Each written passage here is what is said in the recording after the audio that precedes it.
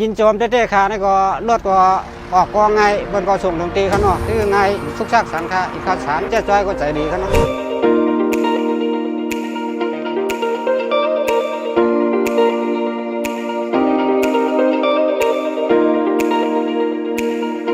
ไม่ซุงค่ะเจ๊จอย CPN Car Center ค่ะวันนี้เจ๊เดินทางมาเกือบ1 ชั่วโมงนะคะเพื่อมาส่งมอบรถให้ลูกค้าค่ะจากเชียงใหม่มาลำพูนค่ะเดี๋ยวเรามาสัมภาษณ์กันนะคะไม่ซุงค่ะจื่อปีอ้ายอย่างค่ะใจนิ่งครับปีอ้ายคู่จากร้านเจ๊ได้อย่างไรค่ะก็ตัวในเฟซบุ๊กขนมแล้วก็ตัวในร้านสดแล้วปีอ้ายมาออกรถติเจ๊เนี่ยค่ะเป็นได้พ้องค่าเอกสารซุกซักอย่างก็ค่ะโอ้ชุกชักสังครับง่าย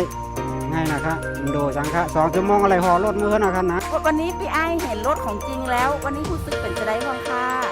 ก็แค่มเต้ๆค่ะดีใจค่ะแล้วก็เจ๊เขาก็มาส่งถึงเรื่องกันเนาะแค่มาถูกใจครับแล้วร้านเจ๊ของแผนเป็นจะได้พ้องค่าถูกใจก็ค่ะครับถูกใจเบิ้งใจที่ได้นำเนาะได้นำชิปอย่างนะครับคือ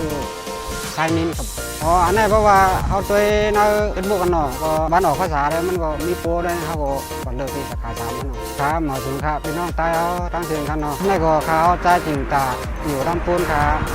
ไปออกรถดีร้านเจ๊ซอยเพื่อนก็มีบริการมาส่งถึงที่บ้านกันเนาะนี่ก็ฝากถึงพี่น้องๆเขาสังเกตว่าแค่ใดนี่ก็เขามาช่วยใดขนาดที่ร้านเจ๊ซอยมันก็ออกไงคือไงทุกชักสันค่ะอีกข้าวสาร2 วันนี่ก็มันก็ไล่เจ้าค่ะนะเปลี่ยนอยู่ในเมืองไทยในขนมสังเกตว่าสนใจแค่ไล่รถกันนี่ก็กันต่อครับมาช่วยที่นักเรียนเจ๊ซอยในขนมราคาก็ถูกรถก็สุขภาพก็ทางดีขนมร้านเจ๊ซอยก็บนก็เดี๋ยวมีอยู่3 สาขาขนมสาขา1เมโซค่ะสาขาที่2งาวัดกุมารค่ะสาขาที่3หน้าหมู่บ้านก่อนเวงค่ะเจ๊จอยจัดให้